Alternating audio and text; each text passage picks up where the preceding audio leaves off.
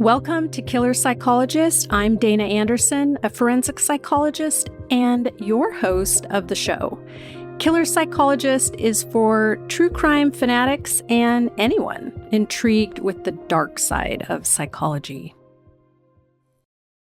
Welcome to Killer Psychologist. Today we have New York Times best-selling author and an expert in the realm of true crime, Aphrodite Jones. Aphrodite has been captivating audiences for years with her insightful and compelling storytelling, exploring the darkest corners of human nature and the criminal mind.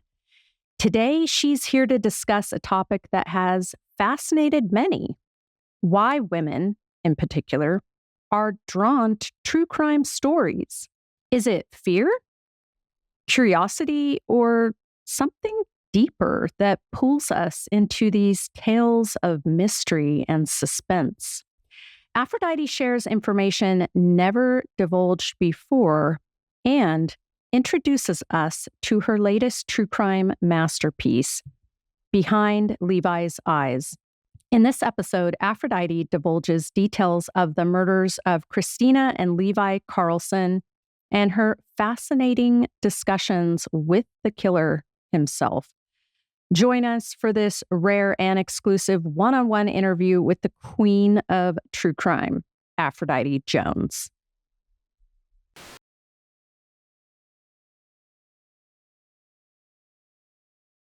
All right, welcome to the Killer Psychologist. I'm your host, Dana Anderson. I'm a forensic psychologist, and I have one of the best guests here today, which I'm so excited about, Aphrodite Jones. If you know anything about true crime, you know the name is synonymous with Aphrodite Jones. Investigative journalist, television host, producer. She recorded a show, True Crime with Aphrodite Jones, from 2010 to 2016. It's still playing, available for download on Discovery Plus.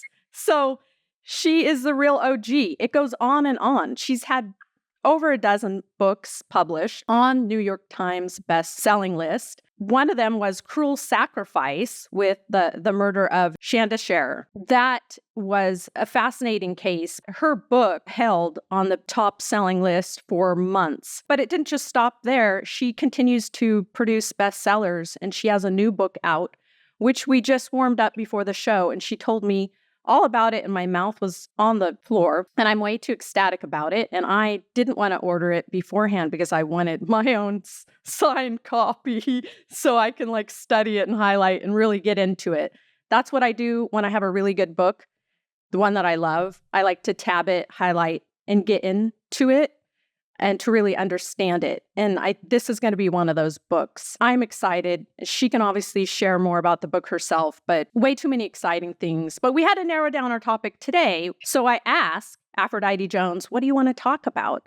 And she said, why women love true crime. And I thought, perfect, because I already know I'm a woman and I'm kind of into true crime, but I have so many people that ask me that question. All my following is about 90% females. And I just want to say, my graduating class, when I graduated, with my doctorate in forensic psychology, was 100% women. And all the applicants to apply for my internship, 100% women. I'm telling you, women are into true crime, and not just into true crime. They're actually going back to school. They are ranking in getting the advanced degrees, and they're taking over the profession. And historically, it was white men that had PhDs and were psychologists.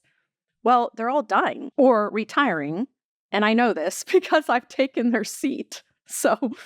And women are taking over in this genre. So I really wanted to sit down with Aphrodite Jones. And obviously, she's had a huge career, knows so much about this topic. And so we're just going to get right into it and talk about why women love true crime. What is our fascination? Why is it just women? Well, let me start with the very basic thing, which is that the highest percentage of violence and violent crimes are perpetrated against women. So the number one thing that women are attracted to is to see the victim and have that compassion for the victim. because we know it could have been us, all right? Or maybe it was a sister that was raped, or a cousin, or ourselves, and that could have led to murder, and often does to the victims that we're looking at. So that, or we don't know who we're dating or who we're married to. So you have shows like Who the Bleep Did I Marry? Because you're looking at it going, oh my God, am I married to a killer? What's going on? Who am I dating? There's a couple of things going on in there. One is you're empathizing or sympathizing with the victim. That's number one. Number two, you're thinking about, how do I protect myself? Am I safe? And there's that element of, oh my God, it wasn't me. Let's face it, right? That's a relief. It's a relief. It's not just a relief, but we as women are able to sit back and watch this violence. And it's not just women, it's men too, but women are more prone to watching true crime, and watch it in the safety of her home. So that you get the exhilaration, the adrenaline for following the story. And you know that you also identify with the detectives because, they're putting the pieces of the puzzle together and you're putting those clues together as you're watching it. So you get an adrenaline rush, which every human being needs, right? And then you get the resolution. You get to realize that this was resolved. They figured it out. There's closure for the audience, okay? And closure for the family in terms of getting justice. Yeah, and if I'm watching, I maybe feel like I helped solve the crime. Like you're watching Columbo, and he's just like, one more thing, right? Right. And he's asking the question that you wanted to ask. Growing up, Murder, She Wrote, Matlock, Heart to Heart. I know I'm dating myself, but even Magnum PI, Columbo, Dateline, 2020. So Barbara Walters. So this was what I consumed. I was enthralled. I felt like I could be Angela Lansbury, and maybe I am becoming her. Well, it's interesting you say that because I met Angela Lansbury in the midst of my career, about halfway through, and because I also lived in LA for many years, and I said to her, I'm going to be the real version of you. I already am. And she looked at me, she kind of laughed. And, I basically wanted to say, Google me. But at that time, it was back before there was that internet ability. And I just thought to myself, I know I'm there. And I'm headed there even more so. And it was years before I created my TV show, Oh, that's hilarious. I love that. That's awesome. So for me, watching television, just being a small town girl, and we weren't actually really allowed to watch too much TV. Little House on the Prairie and Highway to Heaven was, I know. So we weren't allowed to listen to rock music or things, right? So I needed information about the world. And when I moved out, when I was 17, I got exposure to all these shows. And I was looking to educate myself as a female in the world. Like, what if this happens? Is this going to happen to me? What would I do? How would I respond? Like, give me answers. Right. And that's a big piece of it. And I think one of the elements that exists now since the last 10 years and more, Tinder got put out there in 2012. Women are realizing, I don't know who I'm meeting online. That's how people are meeting their dates for the most part these days. Okay. So you're looking at this and you're thinking, what if this is the next killer? I've heard people say it, right? Or I have a girlfriend that's out there meeting someone. She's flying to Maine to meet the guy. I'm like, what if he's a murderer? How do you know? So what's happened is women have become sleuths out of this. Yeah. And what do I mean by that is many women, and you'll see this more and more, go online and look at the Facebook profile of the person that they might go on a date with. They look at the LinkedIn profile of the person. And if necessary, they might do a criminal background check, depending on, you get a psychic sense of someone, sometimes right the minute you meet them, sometimes not. But, normally you'd be safe in that first date. You'd meet them somewhere public and, it's all good. You drove there, they drove there. But as the person starts to reel you in, as we all know, you could be with a killer and have no idea. You don't see the red flags until it's too late. And I think women are watching these shows in particular because they're getting a clue about the red flags. Yeah. And here's the thing. I want to date, but I don't want to die. Right. I don't want to die. And that's another thing. I said this, and Dana, I know you agree with me, that every human being is capable of murder. People don't want to think of themselves that way. But the truth of the matter is, if I'm coming after you with a loaded Perrier bottle, I'm going to smash you in the head with it. Guess what you're going to do? You're going to pick up the other bottle on the table and get me first, if you can, right? Or you're going to run, flight or fight.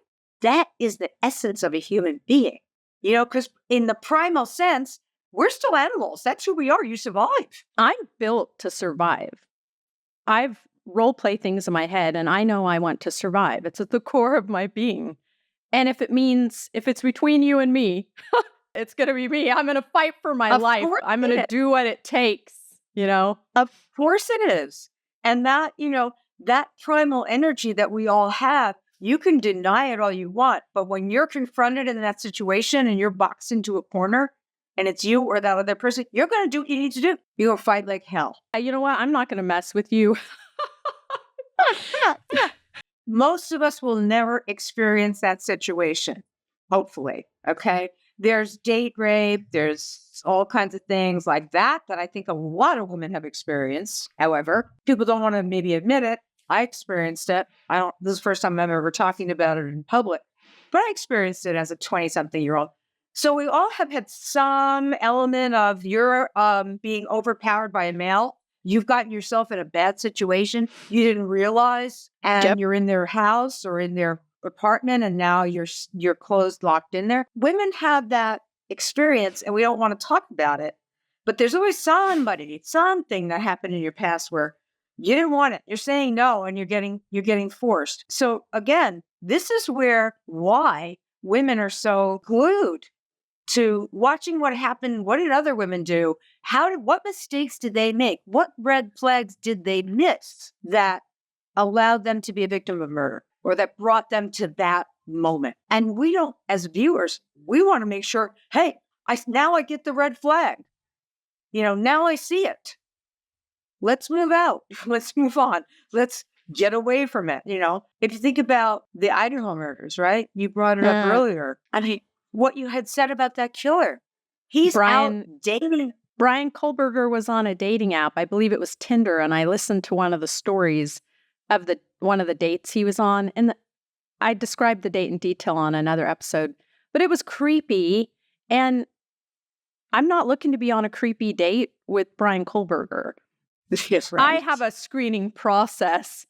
He wouldn't have qualified. I'm going to tell you that. And people sometimes say I'm paranoid or, are you afraid to date? No, I just know too much. Maybe I've consumed too much true crime, but the reality is I actually know what people are capable of. And I have been in situations and I have escaped. I have saved myself. And maybe I hadn't really thought about this fully before, but maybe all that consumption of true crime, it's saved me. It's helped me. Well, there's something to it. There's definitely something to that.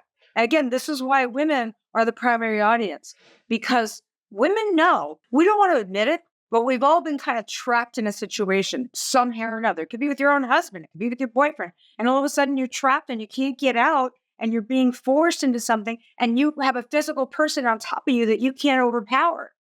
How do you not get in that situation, or how do you figure out how to overpower that person? And I will say, my new book, Leviseyes, that you mentioned, the heroine of that story is the second wife of the killer. And it wasn't until years after he killed his first wife, 20 years later, he killed his biological son.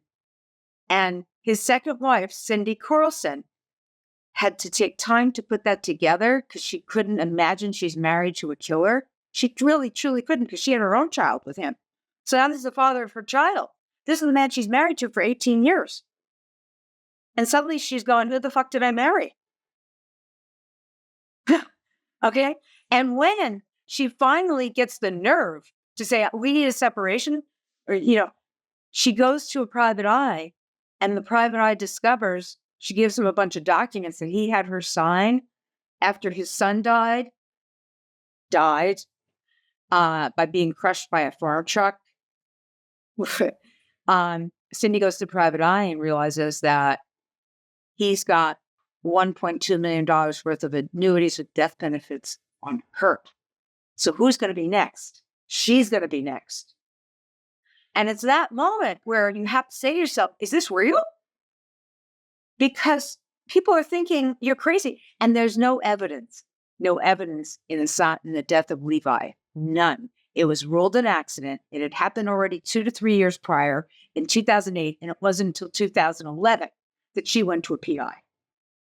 And it wasn't until then, prior just to that, when she's still living with him, that she starts sleeping with a scissor and nunchucks under her bed. Think about that for a minute. You're sleeping with a killer. You're married to the man and you have a kid with the man, and there's no proof whatsoever. It's already a closed case. And you start thinking to yourself, am I crazy? Because that's what was happening with her. Like, am I imagining this? Because Karlsen, the monster in this story, his first wife died in California in a burning house. He was unable to rescue her, right? But he did rescue his 3 children out of that fire. So when he took them from California to New York, where he grew up, where he wanted to get back to, want to get away from Christina and the whole world out there, he comes back a hero. He's able to present himself to Cindy as, poor me, my wife died, and now I've got 3 kids. I saved them, I rescued them, but I can't parent them by myself. And she feels sorry for the kids, and she gets roped into it. And she's married, and she winds up having her own kid with him. And she's the mother of 4 children, married to a killer. So thinking about her story and her journey where she goes to eventually hire a private investigator, and I think about me and my journey, where I got information from about what a private investigator does, or what the role of law enforcement is, or how does this all come together? If I am a victim, who do I go to for help? How does this play out? Will anyone believe me? Where's my first call?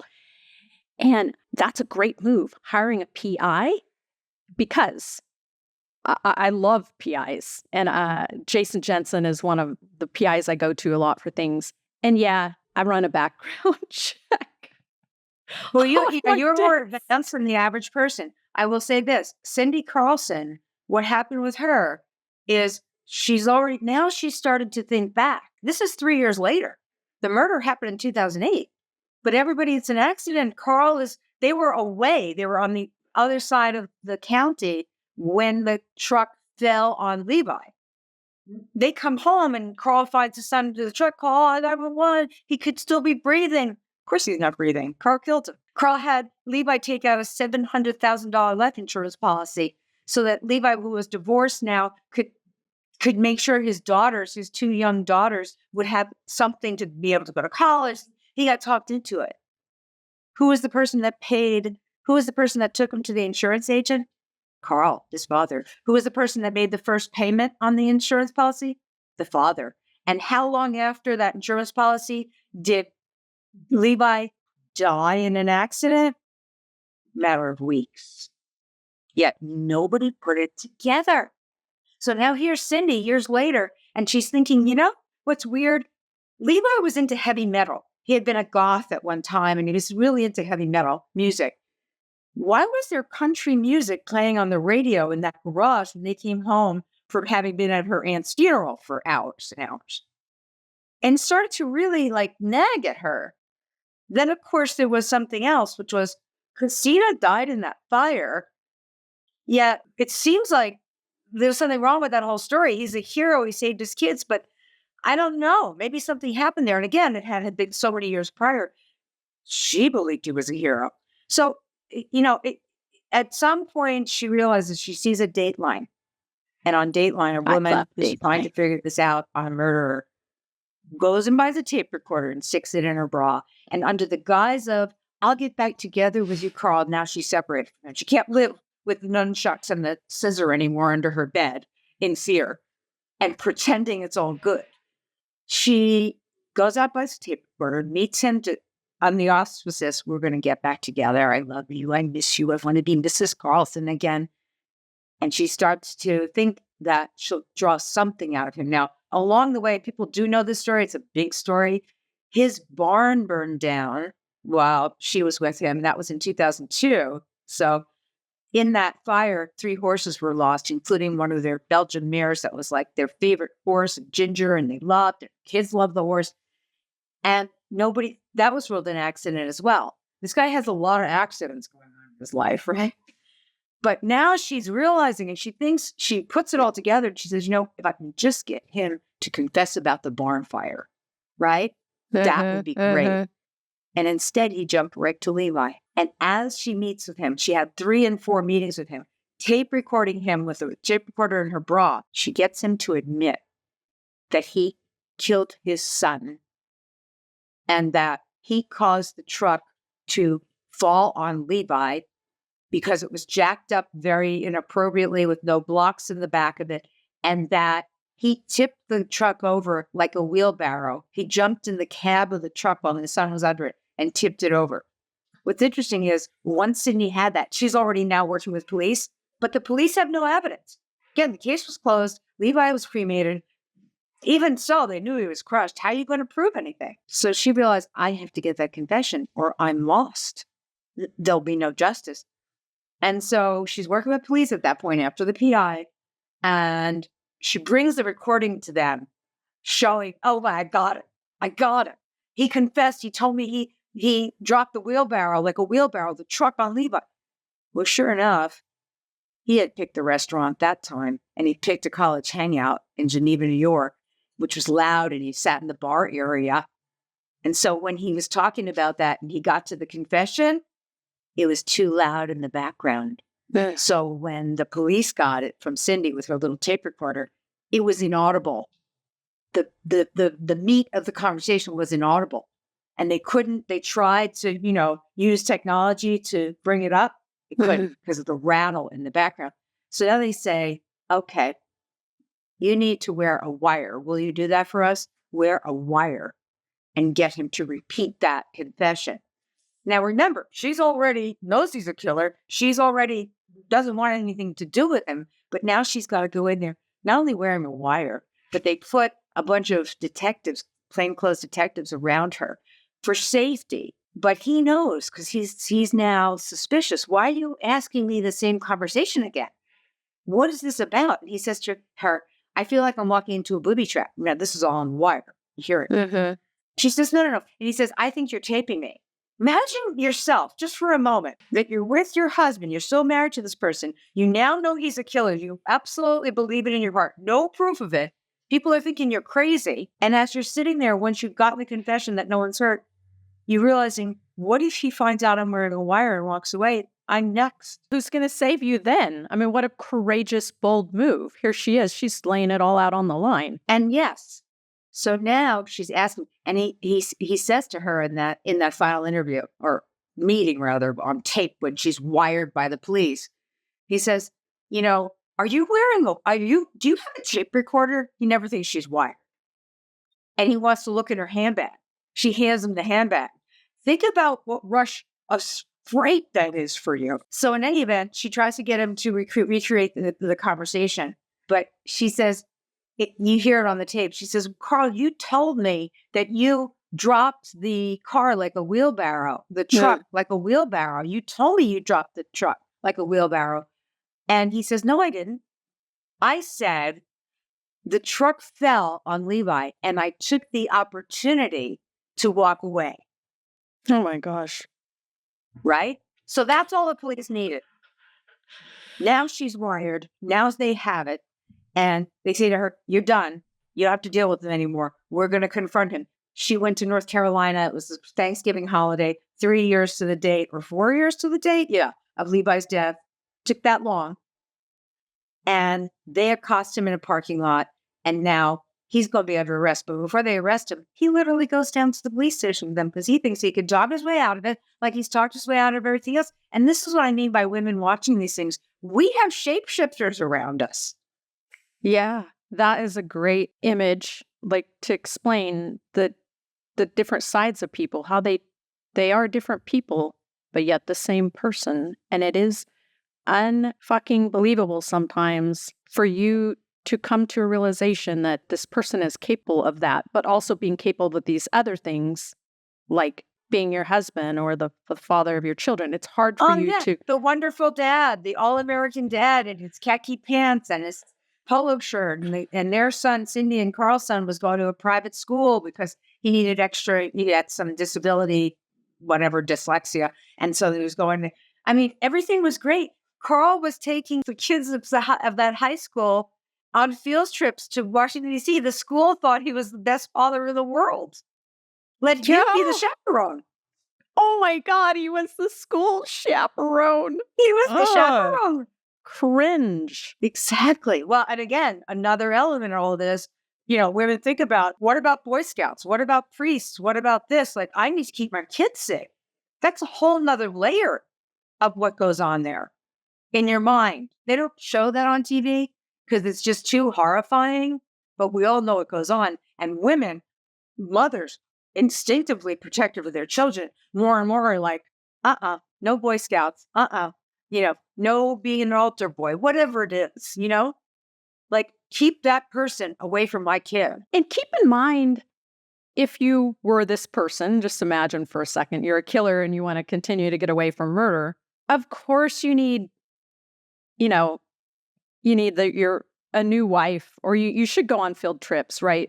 Volunteer at the church or Boy Scouts. Like that's what they're going to do. So don't misattribute someone in a position like being a deacon at your church. You know what was a deacon at the church? And I covered the sentencing, the BTK, the serial killer that terrorized Wichita, Kansas for 30 years. Blind, torture, and kill. Blind, torture, kill. Was picking victims off for 30 years, but he's married with kids. And guess what he did? He was working in the police station as the code enforcer. So he was basically the dog catcher. So he was going after people and making sure they're following the law. And he worked at the church as a deacon. And guess what he did in the church? Took one of his victims into the basement and had sex with the body. Here's the thing. He is working with law enforcement. He is a father and has children. And in that house, having completely gotten away with these murders for they're up to 30 years. And he was a predator, a real predator, to the point, and this is what shocked me when I was out in Wichita, watched his sentencing, and he was very proud of what he did, by the way. He got up, referred to himself in the third person. Dennis Rader did this, that. After they caught him, finally, one of the things that I could not believe was he actually killed a neighbor 3 houses down. Like he kept getting more desperate to maybe get caught or be more clever. So he came closer to home. Mm-hmm. And here the wife has no clue. I mean, think about that for a minute. And the neighbors have no clue. Just like the Gilgo Beach killer in Long Island. Serial killer. Nobody had a clue about this man. He was an architect. He worked in Manhattan. I mean, neighbors thought he was a little weird. He was to himself. Don't you know when you watch TV and there's a murderer and everybody gets on the news and says, I don't know, they were the nicest neighbor or they were very quiet. And it's never really that there was never any problems. There was a homicide in my town, and I remember going into Subway and people in the line were talking about it. And they're like, well, I work with him at FedEx. He was always on time, like never had any problems with him. And I was ordering my sandwich and I like wanted to just get into the conversation, but like, do you really know your coworker? Like he was found guilty of murdering his wife later, but everyone was like, well, he was so nice to me at work and he always delivered my packages. I'm like, guys, he still got packages there on time, but he still murdered his wife. Like, so just so you know, I wanted to say, you don't know what goes on behind closed doors. You don't know in an intimate relationship, you don't know the details. They treat people differently. These people can have certain people in the life that they treat very well and hold them in high value or esteem. And you could be one of those people, but wait till you're not. Wait till they don't value you anymore. Then the shapeshifter, you're exposed to the other side. And if you see it in real time, you can't unsee it. We put up the defense. We say, okay, yeah, but you know what? Defense mechanism. And I'm talking about psychological defense mechanisms, your forte. We don't want to believe it. Let's blame someone else. You live in denial. It couldn't be. It's not. You see the red flags, but you find a way to say, no. Like when somebody's a cheater, same kind of thing, right? You don't want to believe it in the beginning. You find every reason to say, no, you give excuses. You give, whatever it may be, before you want to believe that this actually is what's going on here. Denial is so comforting. I mean, I instantly feel better when I just choose to not believe that. It's instant relief for me. And so Right. people will choose that, because if all it takes right now is for me to just change my opinion on this, then I'm going to choose that because it helps me feel better. And now the problem's gone. I can just deny it, avoid dealing with it. That's a big part of it. But then you notice women who have been a victim of domestic violence, and ultimately they go to the police, and the police, they get a restraining order. And then what happens in many of these cases? That's when they wind up getting killed. It's not so easy to say, I'll just go to the police and I'll get a restraining order, because many women, in my experience in doing this for 30 years, many women are afraid to get that restraining order now, because they see on true crime shows, on podcasts, whatever, in the history of all these crimes, that women who got that restraining order, that's how they wound up getting killed. Because now the husband's no longer in the house with them, right? So he's not getting what he feels he needs. You've taken my kids away. You've taken my life away. And I'll just get it back. You're dead. Right. Because if in domestic violence, it's all about power and control. When you leave, what does that equal? A loss of power and control. So women have a 700% higher chance of being murdered when they leave. We know this. And so leaving is dangerous, because staying is, they say sometimes, I just want to live right now. And so they keep staying because they're not ready to die. They know what it means. It's so scary they stay. And a restraining order is a piece of paper at the end of the day. I've had a restraining order. It is a piece of paper that you can use. And I obviously encourage people to use it. But you also, when you leave, and I have left a situation where I had a restraining order, and it's highly complex. And if your mission is to survive, you have to be committed to a whole plan. There's like a period of lethality, right? Yeah. And you need to be gone and stay gone and not resurface or be seen. And the thing is, of course, perpetrators and people who are controlling are able to talk their spouse or girlfriend into, oh, no, I didn't mean it. I love you. The flowers come out, whatever. Yeah, that lure the victim back in. And if you have kids with that person, even more so. And then how do you run away if you have kids who are in school? You Where are you don't. going? And that's the story with Cindy Karlsen. She had a son who was still young in school. She can't leave the area. She ran for some period of time, though. She did. The summertime. She ran. She lived on the run. But at the end of the day, she had to go back because it was time for her son to start school again. She hid her son at her sister's house because she was afraid he was going to kill their son. But that could only last for so long, because guess what he started doing, Mr. Chaperone? He started going to the high school, laying in wait for his son to come out, because he loves his son. He wants to see his son. He loves his grandchildren. Turns out he took life insurance policies out on his two granddaughters, Levi's daughters. Who was going to be the next one to have an accident? That makes me think of these doting exchanges where he's presenting himself as such a admirable caretaker, putting himself in that position. Like, don't always interpret that for face value. People like that, they do try to present themselves as that. That's effective to a point. But like, it's always strange when someone's over the top doting or over the top trying to prove themselves or please others. Like us regular people, we're not trying to prove ourselves being a good parent. We just are. So, right. It's complicated for sure. And again, I think at the heart of all this, it's still voyeurism. Okay. You learn something. Yes. And my mission is to make this world a safer place. My mission has always been to get people to see red flags. Okay. Like look at schoolhouse shootings. If only these parents would listen to the red flags about their child and get them the help they need or get them locked up, we wouldn't have schoolhouse shootings every other day, right? So it's not just, not just talking about men, we're talking about, in my case, getting people to, I've written 2 books about teen violence, teen murders, getting people to recognize signs and red flags. However, at the end of the day, this is about being able to be a voyeur, look at this horrible situation, look at this violent situation and say, like a car crash, thank God it's not me. I feel better about my life. I feel, safer because I've got a cushion around me. And I'm watching this. I'm relating to the victim. I'm sad about the victim. But I'm also related to the detectives and how this got solved. And at the same time, I've got some kind of a general rush out of this. And nobody wants to admit that.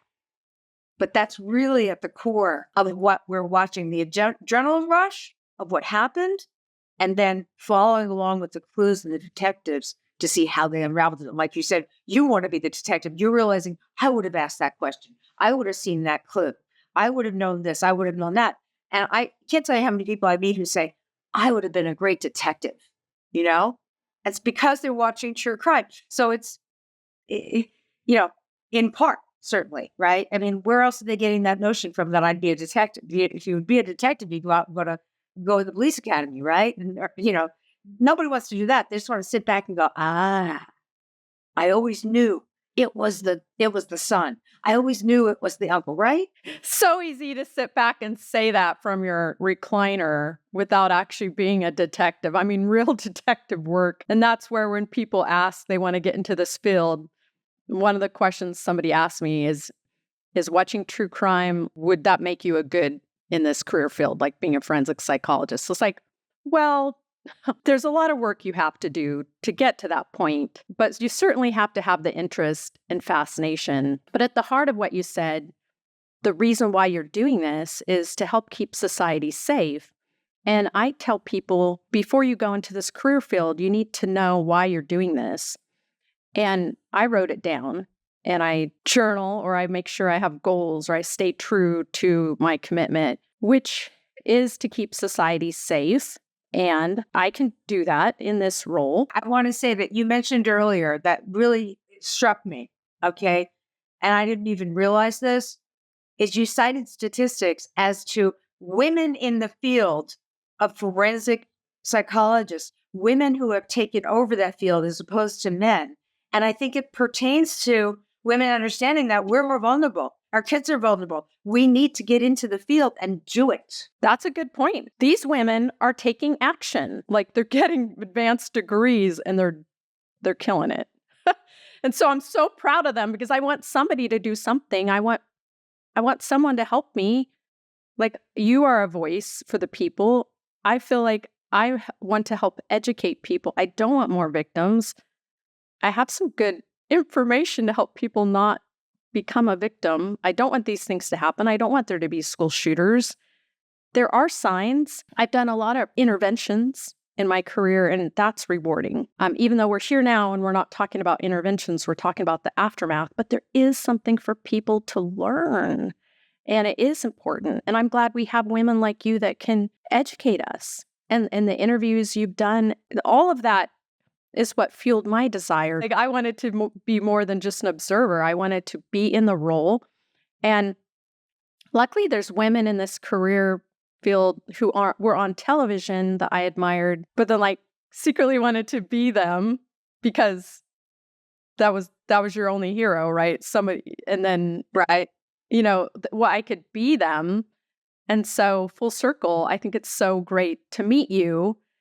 And then here you actually, you have this integrity, like your mission. I love your values, that's why you do this.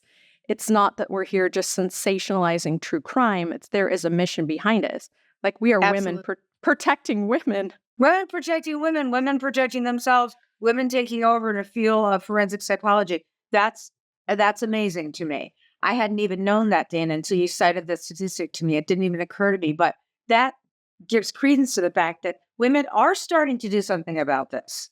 We're not going to sit back and let men overpower us, control, and be worried when we're walking down the street that somebody's going to rape us while we're in a dark alley.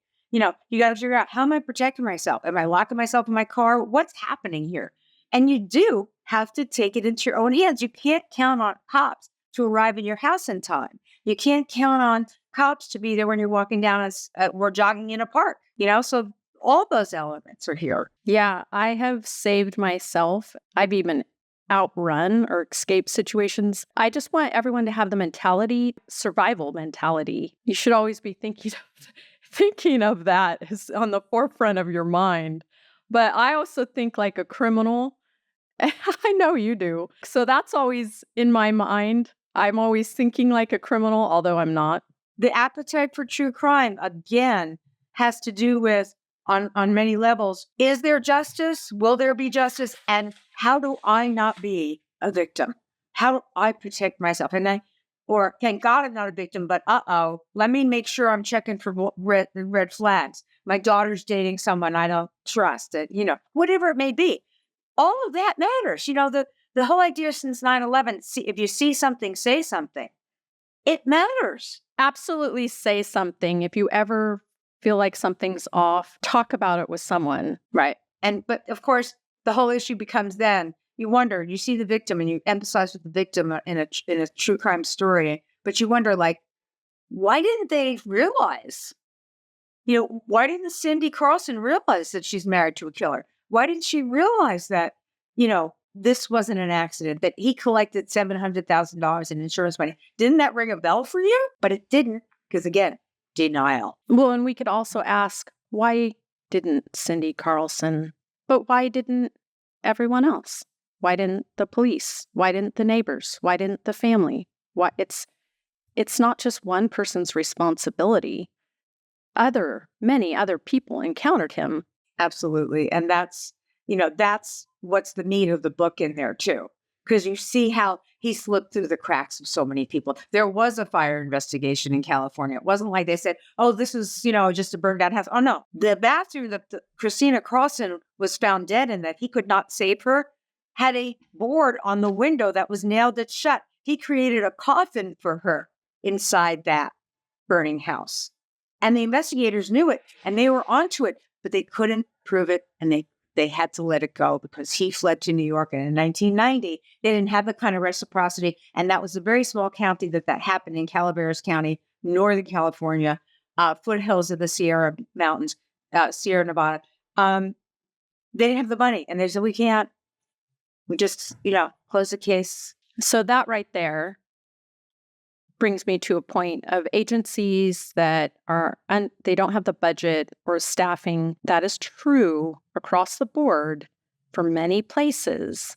And those states, or territories, or cities are at risk for higher incidences of crime and violence. And that's why people feel like, oh, I'm so safe in a small town. This is all good. No, you're not, because if something were to happen, they're not going to figure it out. Why do you think nobody figured out JonBenet Ramsey? Because that town, Boulder, at that time, all those years ago, they didn't have the manpower or the sophistication of, let's say, Los Angeles PD or NYPD. They didn't have it. So the whole thing got lost. And that guy, the sex offender that is accused of playing a role in her murder, he was just up the road. He was a registered sex offender. In fact, he just got out of jail. He's on the streets in Boulder, Colorado. I'd love to interview him. Bring him to me. I have words for him. I have some questions for him. There's lots of evidence, drawings, letters, he's a child predator. He's a registered sex offender, folks. He's on the street. He got away with murder. So we don't know that, but yes. One of the suspects, yeah. So that's, alleged. And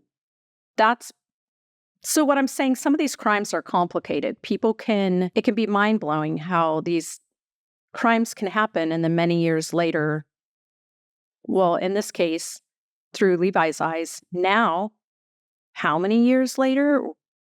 30 years later, on the date of Levi's birthday, the jury came back in California with a guilty verdict, first-degree murder. And that tells you something, too. I believe in the whole, karma and mystical element. Women do as well, more than men, right? We're more in touch with the psychic phenomenon that we experience. They call it women's intuition. We all have intuition. Men ignore it.